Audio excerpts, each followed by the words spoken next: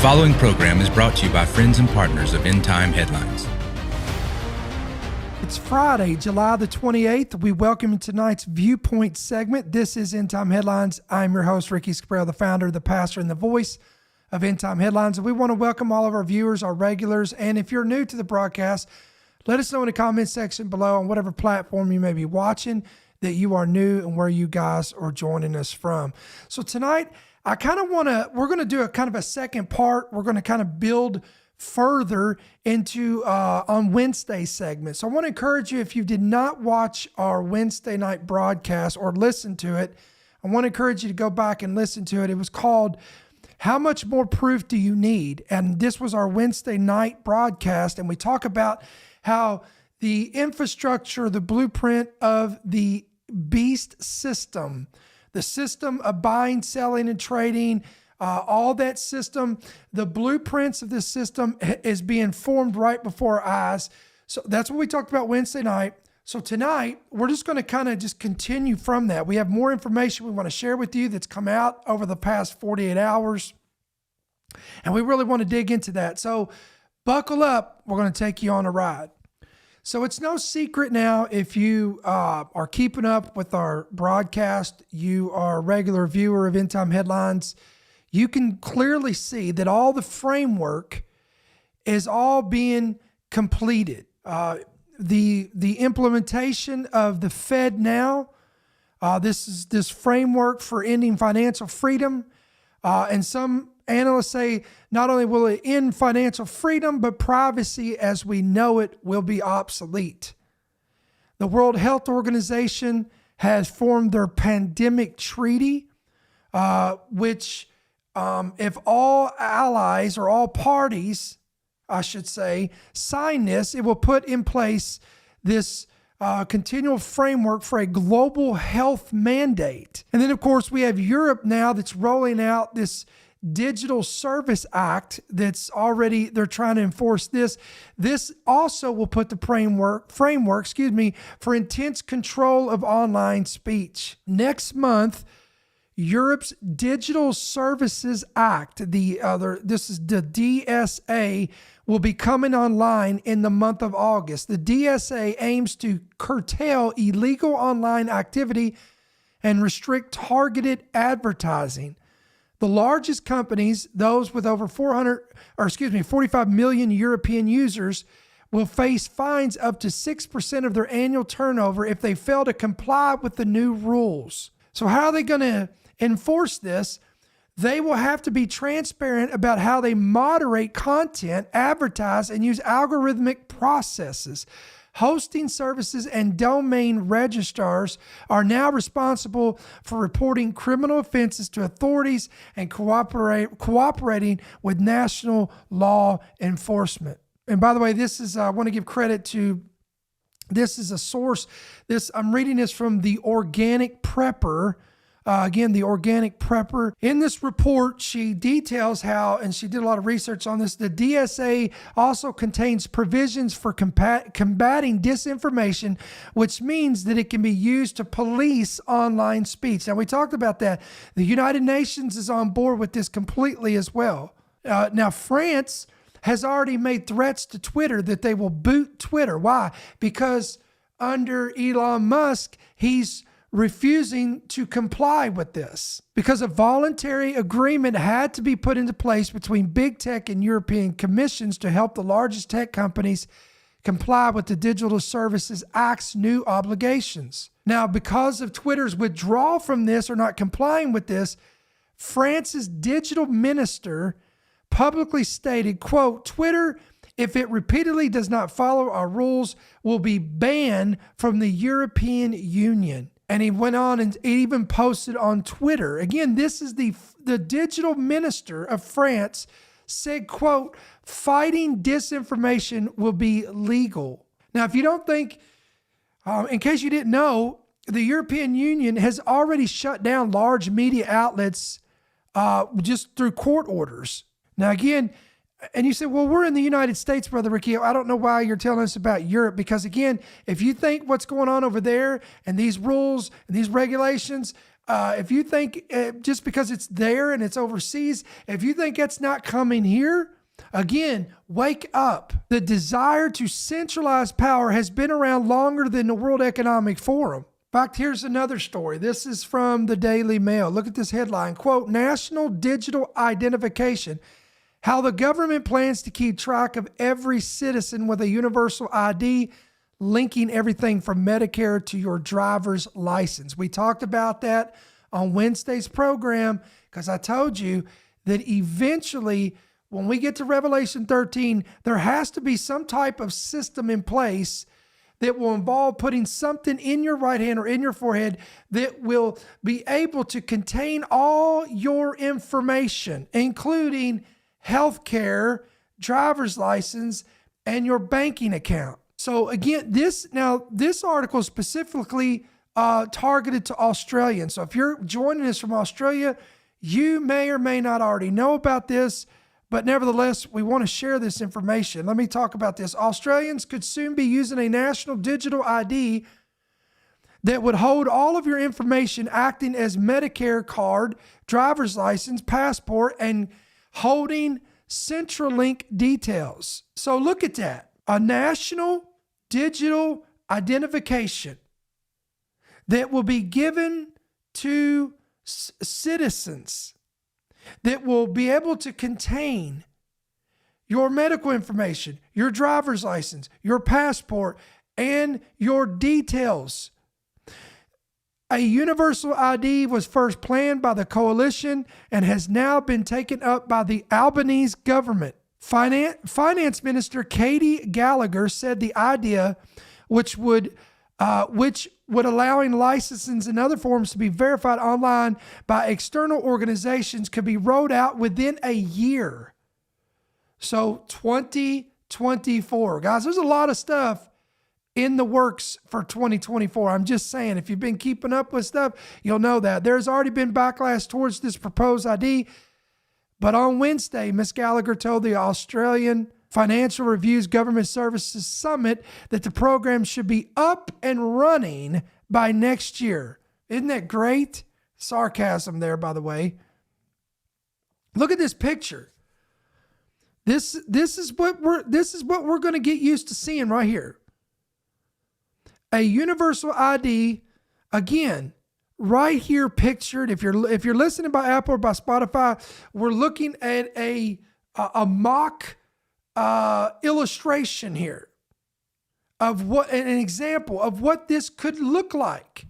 And it literally looks like your driver's license, but it's all digital. And there is a QR code, which will be scanned by someone, some agency, and within the complexity of that QR code will contain all this information. The finance minister said, quote, "That's a pretty tight time frame, so I don't want to be held to that, but that's kind of my roadmap." The finance minister said many Australian states are already using digital services to access IDs, such as driver's license, and a nationally regulated service would be an extension of that. Quote, "We've got the system." Oh, it's interesting. We've got the system. Oh, yes, they do. If you've been paying attention, that's interesting verbiage. We got the system.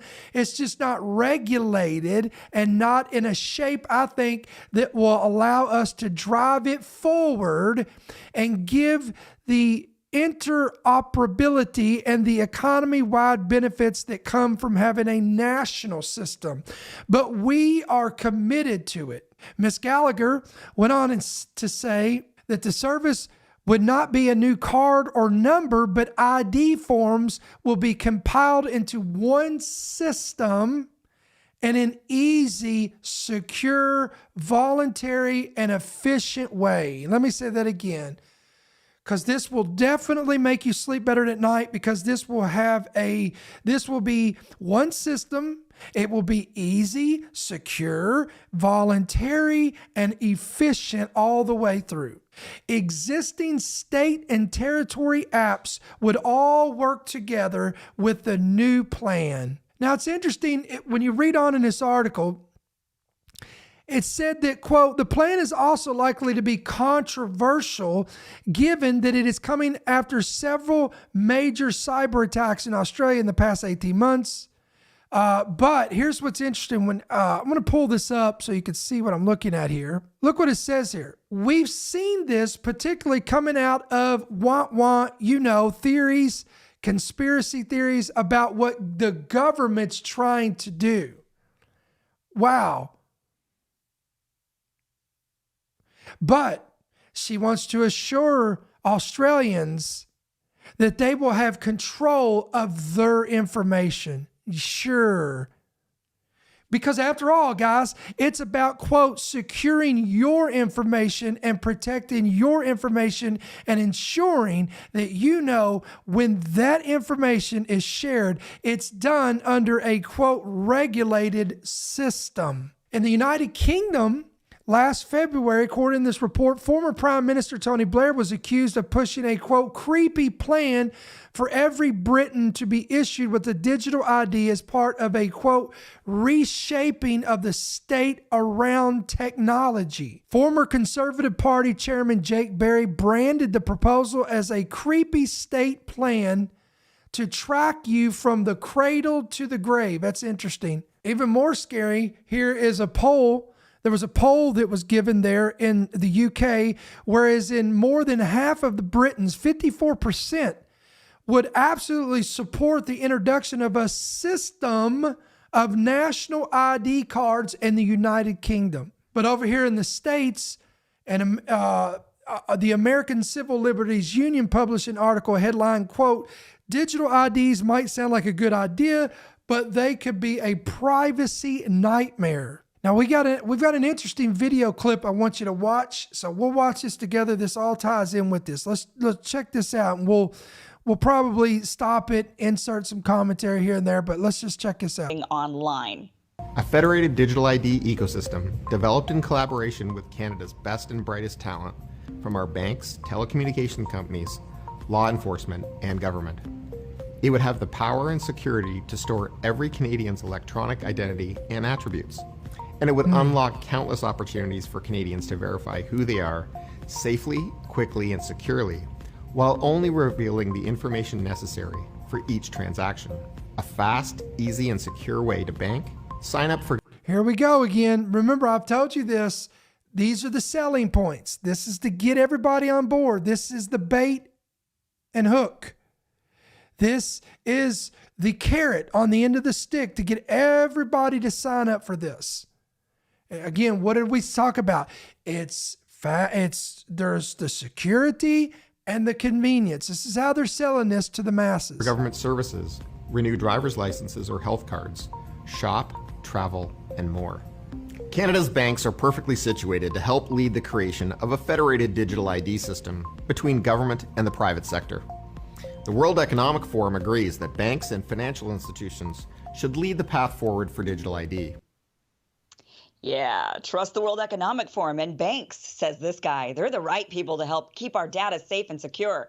The WEF and banks are quite literally the world's wealthiest and elite, and their track record doesn't exactly prove they have the best interest of average people in mind.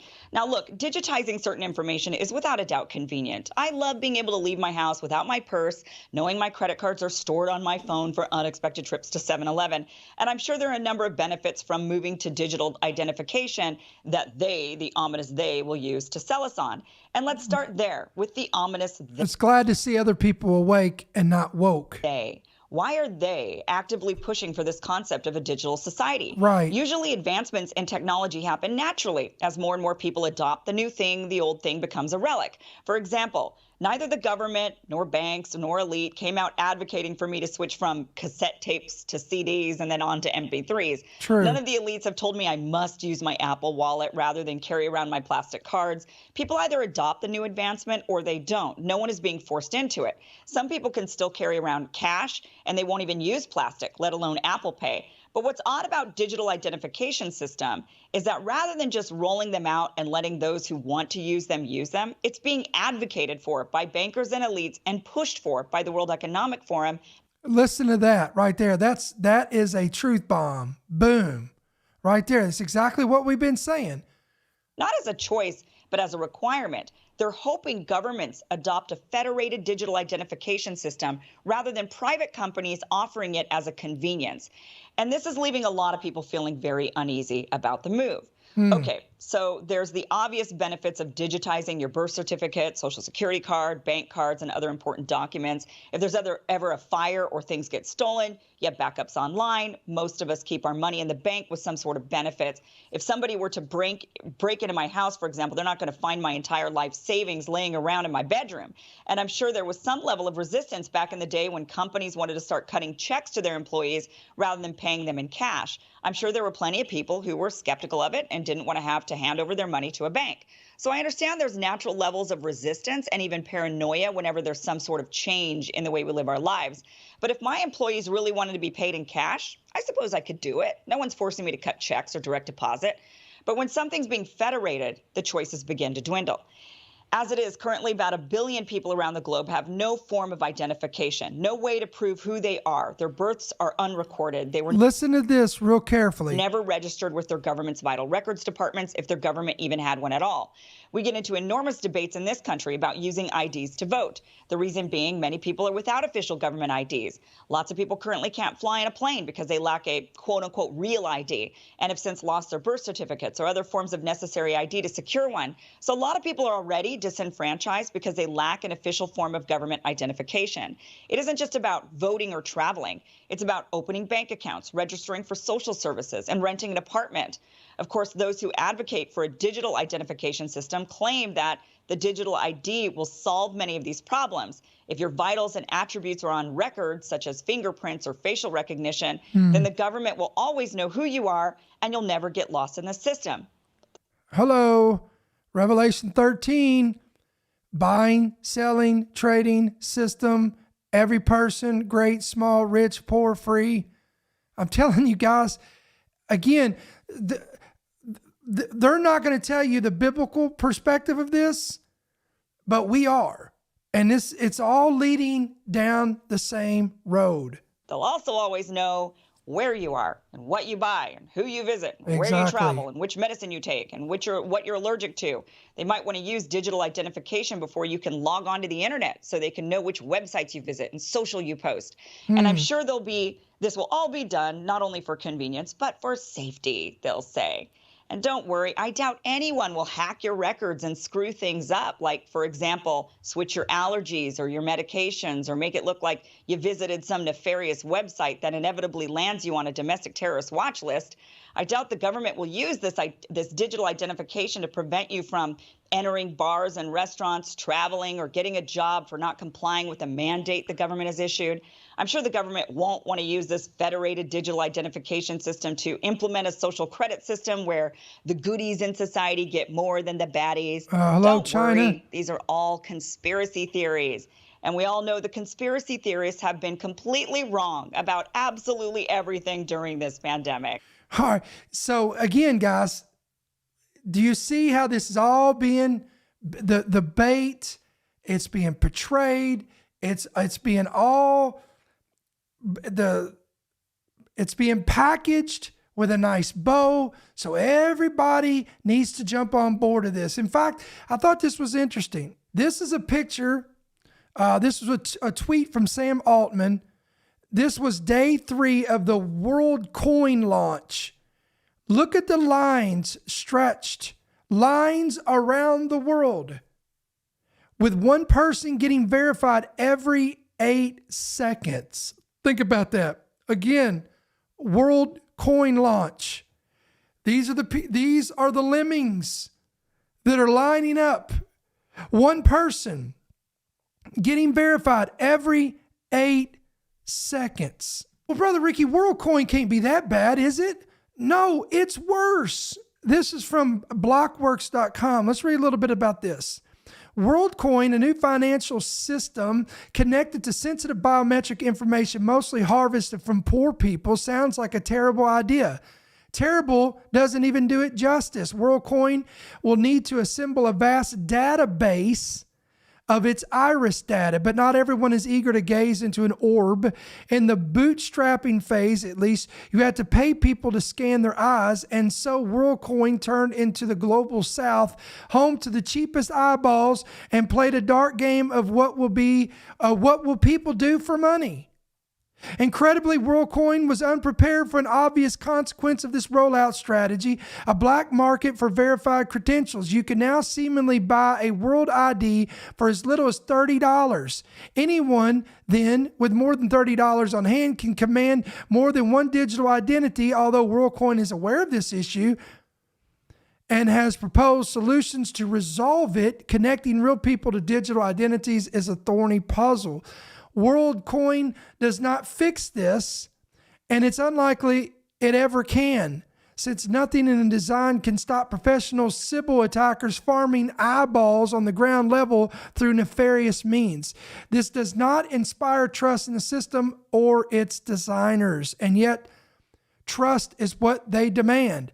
WorldCoin's promotional materials are full of promises to delete sensitive biometric information or keep it hidden from view or not use it in nefarious ways. One blog post put it this way, quote, "During our field testing phase, we are collecting and securely storing more data than we will upon its completion. We will delete all the biometric data, sure, we have collected during field testing once our algorithms are fully trained." Sure they will. In other words, quote, "Trust us. We'll totally delete the eyeball database." All right, so it's no secret, guys. Everybody knows this by now. They are pushing for a central bank digital currency, or a CBDC. They're pushing this full steam ahead. They want to make this international. They want to make this federal. They want to make this global. They want to make this the thing. Check out this headline this is from naturalnews.com. Central banks planning to introduce CBDC microchip implants. Whoa. This is being warned by a top economist. A well-known German economist has revealed that central banks around the world are planning to introduce central bank digital currencies. That's no secret. However, according to the report, it's in the form of microchips implanted under the skin. What? This technology will enable complete government control over personal finances of its citizens. Quote, "I was taught by a central banker that the CBDCs look like a small grain of rice that they want to put under your skin." This was according to Richard Werner in an interview with podcaster Ivor Cummins. Werner is known for developing the now commonly used bank practice of quantitative easing. CBDCs, in comparison to other forms of digital currency used at present, demand that individuals open bank accounts directly with central banks such as the Federal Reserve, granting government control over citizens' access to money. Quote, "You have to think of CBDCs as a control system or a permit system, not a currency," according to Werner. He went on to say that adding that people's money would no longer be truly their own. Werner considered implanted CBDCs a, quote, "violation of human dignity," noting that central bankers themselves know that this common opinion among the masses is a hurdle. Werner went on to say that, quote, "They say there's a problem of trust because people suspect that governments and central banks are just trying to roll this out in order to monitor and control and restrict transactions. You think?" "They're absolutely right," said Werner. Cummins noted that while implanted CBDCs, this is the person he was in podcast with, may sound like a conspiracy theory to some, however, thousands of people have already agreed to have microchips implanted under their skin to ease financial transactions and access to select areas. Now, in case you don't think that if you think all this is a bunch of malarkey, check this out. In your back pocket or your purse, a tech company wants you to keep it under your skin. All right, so let's explain here. Wallet More is selling microchips implanted in your hand as an alternate payment. Could this be the future? Maybe. Once you set up your card info in the company's app, look at this, it says payments could be as easy as swiping your hand over a card reader. Right now, chips are not sold in the U.S. Crazy. Yeah, it's real crazy. And it's biblical. It's prophetic. It's the beast system of buying, selling, and trading. If what this man is saying in this interview, if he's right and he's correct about this CBDC microchip implant, my friends, how close are we? Again, you've got to share these kind of messages. You got to get the info, because listen, you can take a Bible. There is no excuse. If you're listening to me, you're watching this program, there's no excuse. If you say, well, I'm not very good at witnessing, Brother Ricky, all you got to do, my friend, is get you a Bible, open up to Revelation 13, get your friend, get your family member, get your coworker, get your neighbor, whoever you're witnessing to, sit them down, say, look at this, Revelation chapter 13, show them this system that's coming in the future that will be controlled by the Antichrist and the false prophet, wherein which they will implement a system of buying, selling, and trading by putting something in their right hand and in their forehead, and show them this podcast. And then let's see who's the, quote, conspiracy theorist then. But come on, I feel like the salesman Billy Mays. Some of y'all don't even know who I'm talking about, and that's okay. We'll just go on. But wait, there's more. That was always his pitch. He would give you a sales pitch and you think it was about to be over, but then he'd say, wait, there's more. And that's what I want to say today. Wait, there's more. Look at this. Researchers are developing injectable, somebody say injectable, smart tattoos that could someday monitor your health. Let's read this. Tattoos are considered, this is from CNN News. Tattoos are considered to be among the oldest form of art, dating back thousands of years and practiced by many cultures across human history. Now some researchers believe the next generation of tattoos will be more about now some researchers believe the next generation of tattoos will be about more than just markings, by helping keep tabs on our health. Creating smart tattoo pigments that can be, look at this, injected under the skin to monitor certain biomarkers in the human body requires a collaboration between scientists, engineers, and designers. And friends, I'm sure when we get to Revelation 13, you will see a collaboration of scientists, engineers, and designers, and the elites working together to create a system. According to Dr. Ali Yedison, who is a researcher in the Department of Chemical Engineering at Imperial College of London, his concepts replaces conventional tattoo ink with functional materials, creating tattoos that change their color in response to external stimuli, such as change in blood sugar levels for people with diabetes, monitoring kidney or liver functions, or warning athletes of dehydration. Guys, the concept is already here. If you have an iWatch, for example, it'll alert you of heart arrhythmias. It can alert you if your oxygen levels drop.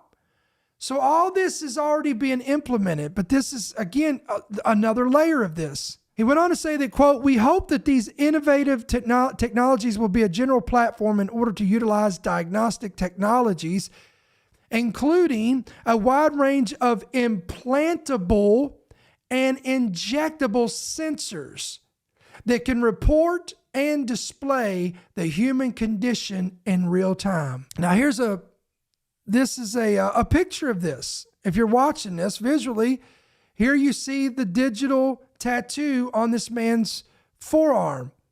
And again, he says that this will be implantable, injectable. Now, the report goes on. The report says that in here, convinced of the safety even before running wider tests, there are no FDA-approved tattoo inks in the United States. I'm sure that will change.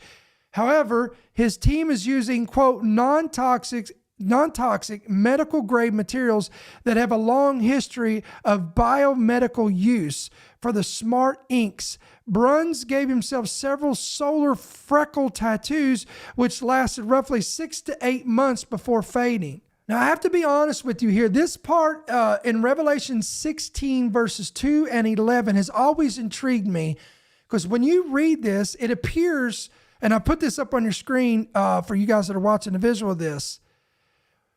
it appears here that the individuals who take the mark of the beast begin to form what the Bible calls these grievous, I believe the King James uses grievous or loathsome sores that end up developing on people who take the mark of the beast and worship his image. Then in Revelation 16:11, it says these same people will be blaspheming the God of heaven because of the pain and anguish associated with these sores. So this has always intrigued me about the mark of the beast. Whatever this is that's implanted in the right hand or the forehead, those individuals who take this will develop these grievous, loathsome sores that will be so painful that they'll be crying out during the tribulation and they'll be blaspheming the God of heaven. Now, here's a little bit more detail on these smart tattoos. So this, again, I believe all this is going to just kind of tie together. Different forms of this, because it's interesting when you go to Revelation 13, it says there'll be the mark of the beast, the number of the beast, and the name of the beast. So the mark, the number, and the name. Everybody always equates it to a number, a numerical system of some sort. Probably because it says 666, it says, let him who has understanding calculate the number of the beast, for it is the number of a man, his number is 666. So this is why a lot of people equate the mark of the beast to a numerical system. But again, you studied out, it says the name of the beast, the number of the beast, or the mark of the beast. Anywho, here is the video, a little bit more detail on these smart tattoos. It's not what you would expect in a tattoo parlor. Carson Bruns is working to move tattoos from body art to medical monitoring. The one that's the furthest along right now is a UV sensitive tattoo. A team of researchers at the University of Colorado is developing a kind of smart ink. It contains a color-changing dye that appears or disappears depending on what it's exposed to. For instance, potentially harmful UV rays. So if you see your tattoo, it basically means that you're overexposed to sunlight and you need to wear sunscreen. But sun-indicating tattoos are just the beginning. Carson is also working on tats that could help doctors monitor illnesses, such as alerting people to changes in their blood chemistry. We'd love to make a tattoo ink that can detect your blood sugar levels or your blood alcohol content. Researchers are testing the smart ink by tattooing pieces of pigskin. Then Carson opted to be the first person to get a tech tattoo. I call them solar freckles. Carson admits it was a little risky to try the new ink on himself, and there are many safety tests left to do. And that's kind of our biggest concern right now, is making sure that we're not poisoning anybody with these tattoos. So don't expect these tech tats to be available anytime soon, but Carson is confident people will one day be able to get a tattoo with important medical powers.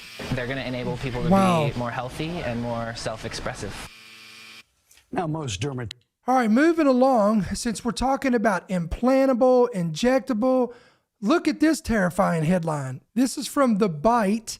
Scientists implant subjects with fake memories using deep fakes. Researchers have found that they can incept false memories by showing subjects deep fake clips of movie remakes that were never actually produced. Now, in the event that you don't know what, maybe you're new to this and you don't understand what deep fakes is and what that means, we got a video clip for you. So let's watch this together. Then we're going to go back to the article and show you why that's terrifying. It look like anyone is saying anything at any point in time, even if they would never say those things.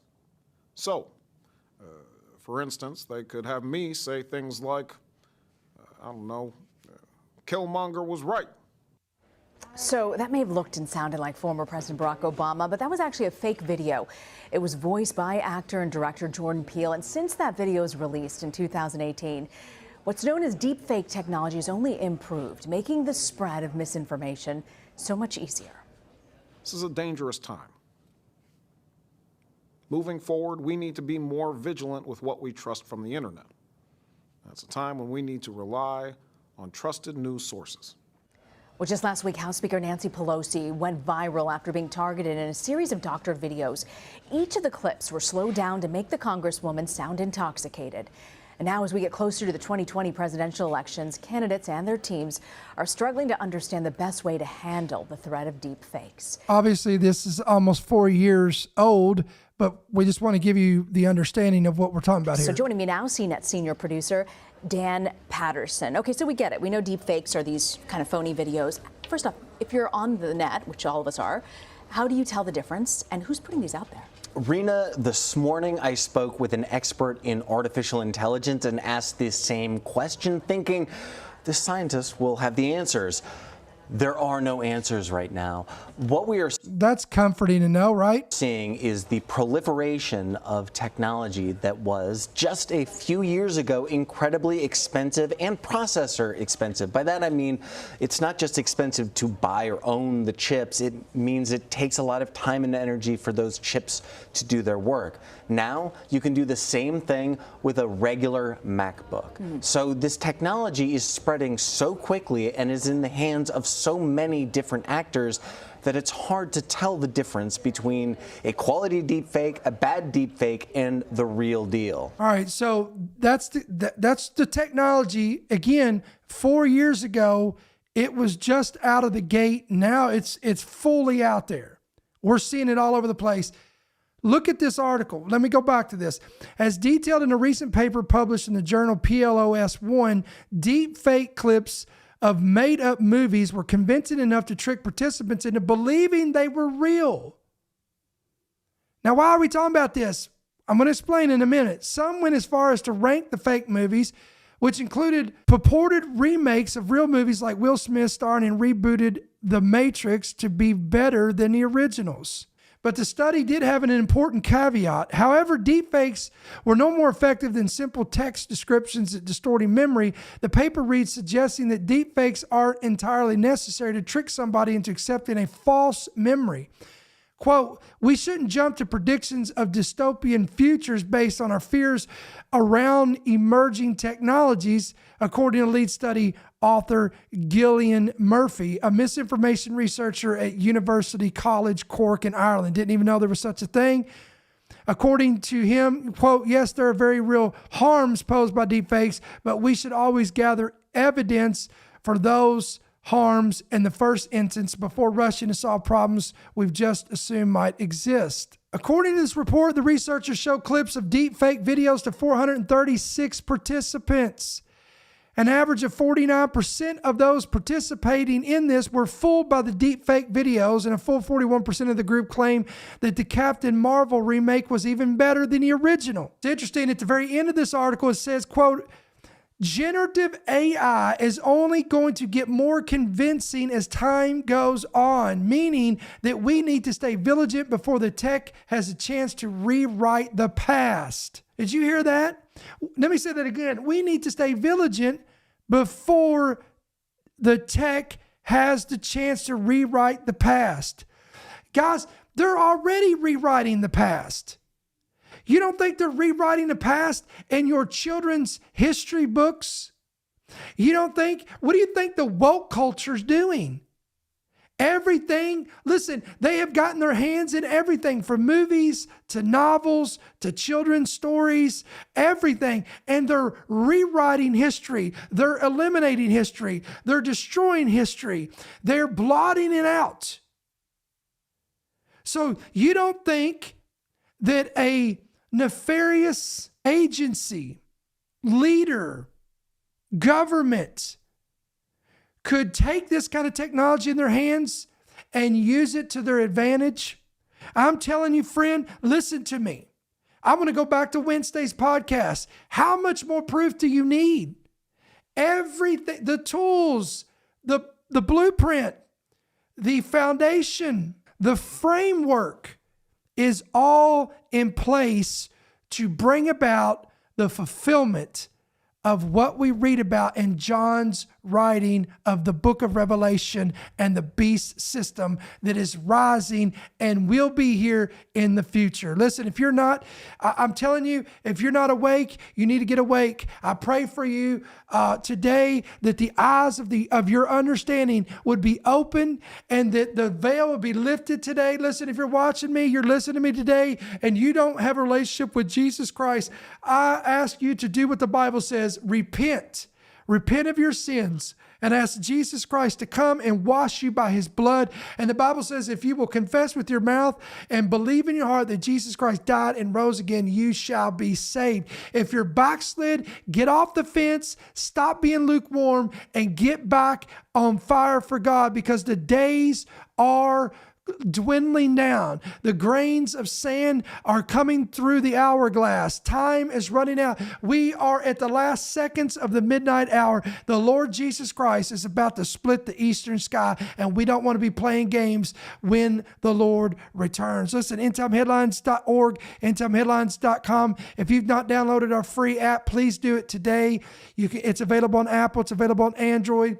You can get it today by just going to your Play Store, whatever that looks like for you.